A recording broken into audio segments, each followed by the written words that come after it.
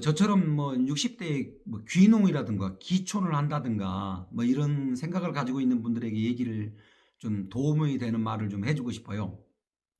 첫째로 집수리를 하든지 건축을 하든지 이제 건축을 하면은 이게 건축업자랑 뭐 이런 게 뭐 기술사 뭐 이런 것들이 다 있어서 이게 잘 되는데 이제 건축도 이제 뭐 뭐라 그럴까 그 많은 사람들이 건축하고 나면 막뭐 힘들다 그러잖아요. 근데 이제 집수리인데 뭐 대충 뭐 하자 이래가지고 뭐 얼마 뭐 집수리 해봐야 뭐 거의 뭐 1억 안짝이잖아요. 뭐 1억을 넘어가면 집을 짓는 게 낫죠. 그 집수리는 거의 뭐 1억이 넘질 않아요. 저희만 해도 한 9천만 원 정도 됐거든요. 그래서 뭐 9천만 원 주고 이제 시작을 한 건데 그러다 보니까 아이고 그 9천만 원 가지고 뭐 이렇게 계약서를 막 이렇게 뭐 잘 쓰냐 뭐 이러는데 아니에요. 계약서는 100만 원짜리 공사를 하더라도 계약서를 써야 돼요. 계약서를 안 쓰고 나니까 계약서를 제대로 안 쓰고 나니까 이게 일이 중단되면 이 그 사람의 뭐 이렇게 뭐 옷이라든가 뭐 신발을 하나 갖다 놔도 그걸 못 건드려요. 그 사람이 일이 안 끝났다는 거. 그러니까 다른 업자들도 오지도 않아요. 그렇기 때문에 첫 번째로 해야 할 일이 무조건 꼼꼼하게 쓰세요. 날짜별로. 저처럼 한 달이었다 그러면 한 달을 기간을 날짜별로 나눠가지고 오늘부터 오늘까지 뭐를 하고 그리고 돈은 그날 주겠다. 아니면 일주일 단위를 끊어요. 일주일 단위로 끊어가지고 일주일 딱 이거 딱 끝나고 나면 주겠다. 그거 안 주면 아예 1원이라도 주지 않겠다는 걸 써야 돼요. 안 쓰면 안 돼. 시간, 날짜, 금액, 공사 일정, 뭐 어디까지 정확히 써놔야지. 그거 안 써놓으면 뭐 이거 했잖아요. 돈 주세요. 돈 안 주면 일 안 해요. 이제 일 안 하면 이제 그때부터는 이제 지가 갑이니까 내가 갑이 아니에요. 집수리를 들어가면 이 집주인이 갑이 아니더라니까요.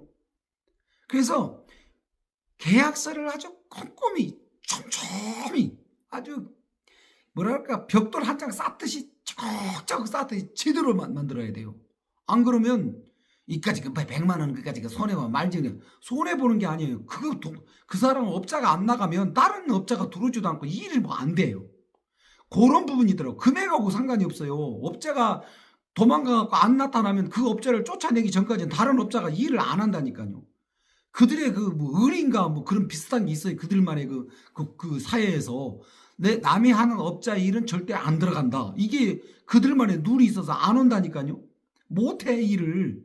그러니까 그 업자가 탁 써야 돼요. 며칠부터 며칠까지 어느까지 일이 안 되고 뭐 일을 이틀을 갖다가 어길 게는 당신이 자동적으로 일을 포기한 걸로 간주한다. 그래서 나는 다른 업자를 불러드릴 수도 있다. 이런 문까지 다 써야 돼요. 내가 해보니까 그래요.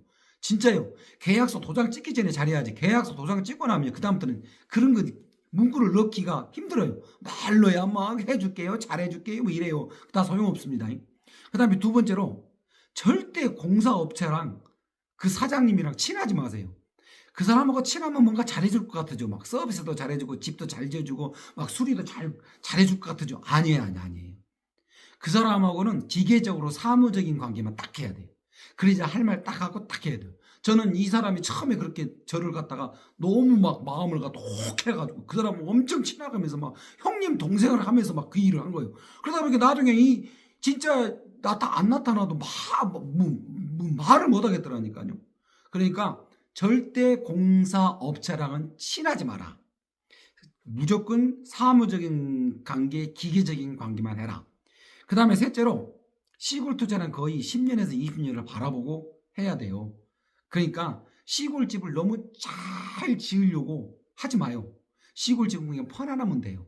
시골집에다 많이 도시는 부동산 가격이 금방금방 해년마다 다르잖아요. 이 시골은요 10년 전 가격이나 20년 전 가격이나 똑같대요. 어떤 개발 호재가 없다면. 그러니까 시골집을 너무 막 잘 지으려고 하지도 마시고 잘 지어놓으면 시골집은 안 팔려요. 내가 팔고 나가려 그러면. 내가 아는 어떤 분은 기와집에다 엄청나게 넓은 평수에다가 너무 멋있게 집을 졌어요. 한옥으로 막. 근데 그 아버지가 돌아가셨어. 근데 팔려고 그러니까 그 하부 있잖아요. 안 팔아요. 근데 그걸 갖다가 기호집을 반으로 잘라서 팔 수도 없고, 그러니까 팔리지도 않고, 그 관리를 하니 힘들고, 이런 경우가 생겨요. 그래서 욕심 부리면 안 돼요. 시골집은 딱 내가 살 만한 정도의 공간, 그 다음에 내가 살 만한 정도의 터, 잊으면 되지. 막 너무 많이 해갖고 막 잔디를 심고 막 그러면 잔디 심고 잔디 그거 깎으려고 해봐요. 여러분 1년은 재밌습니다. 2년 3년 되면 힘도 없어요. 예초기 돌릴 힘도 없어요. 예, 그래서 욕심 부리지 말고 10년 20년을 보고 장기 투자를 해라. 그 다음에 넷째로는 그 시골 사는 적응기가 있어야 돼요. 와보면요, 마트 멀죠, 병원 멀죠, 교통, 문화생활, 그 다음에 이제 동네 주변 사람들이나 또 힘들게 해봐요. 그거 어떻게 할 수가 없어요. 그래서 적응을 잘 해야 돼요. 어디 가든지 자기 하를 따름이라 그러잖아요.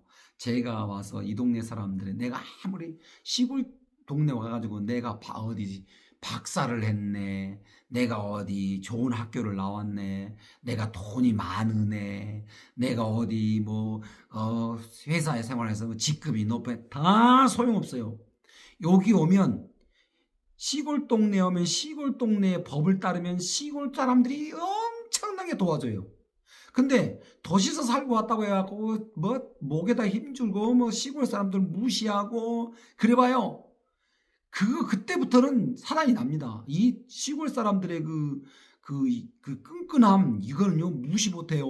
그러니까 일단은 시골에 오면 시골 사람들의 말을 잘 들어라. 잘 들은다는 게 그 사람들 꺼벙이 되라는 게 아니에요. 공손하게 인사 잘하고, 그 다음에 겸손하고, 내가 텃밭을 하나 하더라도, 요즘 유튜브 보면 텃밭, 어떻게 하라고 잘 나오잖아요. 그렇다고 해서 그렇게 하지 마요. 물으세요. 옆집 할머니, 옆집 아저씨, 이장님한테 내가 무를 심으려는데 이장님 이 무를 어떻게 해야 돼? 알아도 물으시라고. 응. 시골 분들한테 물으면 그분들이 그렇게 좋아해요. 그렇게 잘 가르쳐줘요. 근데 아이고 나 유튜브에서 보면 다 알아. 아이고 진짜 시골 옛날 방식으로 농사지면 되나 이러면서 시골 사람들 무시나하고 안 돼요. 알아도 모르는 척, 농사 이름. 그리고 내가 도시에서 배웠던 지식, 내가 가지고 있던 기술, 이런 것들은 서비스를 하면, 섬기고 서비스를 하면 시골 노인네들이 얼마나 잘하는지 몰라요. 저는 이제까지 4년 동안 마늘을 안 심었는데 마늘을 사 먹어본 적이 없어요. 이 집에서 마늘 갖다 줘, 저 집에서 마늘 갖다 줘. 어느 날 보면 한 접 우리 저기 마당 앞에 한 접이 와 있고 누가 갖다 줄지도 몰라. 그 다음에 둥근파, 양파도 그냥 자루로 그득그득 분홍색, 무언색, 텃밭이 있는데 우리는 텃밭 농사를 잘 못 지잖아요. 해보려고 그러면 안 돼. 잠깐 불쌍해서 갖다 주는 거예요. 왜냐면 이쁘다는 거예요.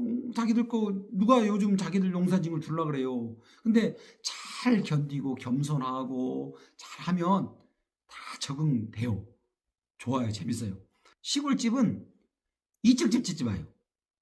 2층 집을 짓면은 짓는 순간 그거는 뭐라 그래요? 후회. 1년에 2층 2번 사면 안 올라가요. 2층은 소용이 없어. 그러니까 2층은 짓지 마. 그냥 그 다음에 겨울이라도 보일러를 떼면요 2층으로 뜨거운 열기가 싹 올라가 버려. 때도 이 바닥은 추워. 그러니까 2층은 의미 없어요. 그리고 나이 먹으면 2층 올라가려면 힘들어요. 2층을 엘리베이터를 놓을 거예요? 그러고 다음에 우리 자녀들이 얼마나 온다고. 그래서 2층을 지어봐야 내가 볼 때는 1년에 한두 번 올라가요. 그러니까 시골집을 혹시나 짓는다면 2층은 짓지 마요. 2층 지어봐야 아무 소용이 없어요. 그리고 2층 지면 안 팔려. 나중에 팔고 나가려고 하면 안 팔려. 그러니까 절대 짓지 마요.